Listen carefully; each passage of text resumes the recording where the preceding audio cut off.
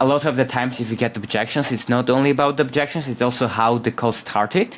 So there's a thing called how to sell, basically by overcoming the objections when they haven't even asked it. So if that makes, like, you can, if the amount of you will have less objections by the end of the call if the call went well. So this is something for you to consider. That's why it's really important to work on the wall thing. Because if you, let's say, did a good discovery process, which is you saw what are their pains and all of this stuff, they naturally trust you more, so they will have less objections. Or when you speak, when you sell, or when you ask a question, you could already pre-handle some objections. So I'm just saying this for the future, maybe not very relevant to you, but if you, after 10 calls, notice that, oh, it's all about the objections, maybe you need to heavily focus on that, but plus pay attention to all of other sides too, because they lead you to the objections. So for example, let me explain. Let's say someone came onto the call. We'll give you this quick example, guys. I think this would be super helpful for everyone, and then we will carry on. Let's say someone joined the call and you ask them, cool, why did you book the call? Like, where did you find me? Whatever, right? Or like, if you know how they booked the call, which was in person, you say, oh, cool, but like, I'm curious, like, why did you say yes? Why are you here, right? You can ask some question like this in the beginning. Let's say if you ask that, did you ask a question like this? So I can know what kind of example to give. Okay, cool. Yes. So that's important to ask in the beginning. Why? Because that's called the bullshit filter.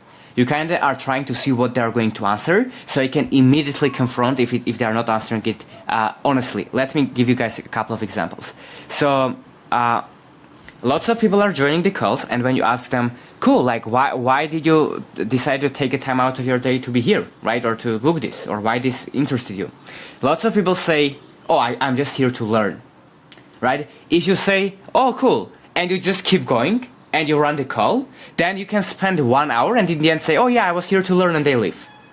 But if in the beginning someone, let's say, said learn, and you say, oh, like, do you spend 10 hours every day going, booking some calls and learning stuff? And then you make some joke and you laugh and say, probably not, right? So why are you here? Oh yeah, I want to actually like boost my testosterone. Cool. Now they confronted that they have a problem. If someone doesn't admit that they have a problem, they won't buy any solution, right? People need to be problem aware for it to work. So you see, this is a simple example of the very first 10 seconds of the call. How you handle that can lead into the objection at the end of the call, or minimize the chances of this specific objection. Because if you confront it at the beginning and then you make them in a smart way say themselves that they are not here to learn, they are here because they want to do this, and they booked with you because they saw that you are fit and they also want to get fit and they've tried something before. So you dig deeper. At the end of the call, no one will ever say, oh, I don't even want this, I was just here to learn, right? No one will say it, because people want to stay consistent. It's like the consistency bias.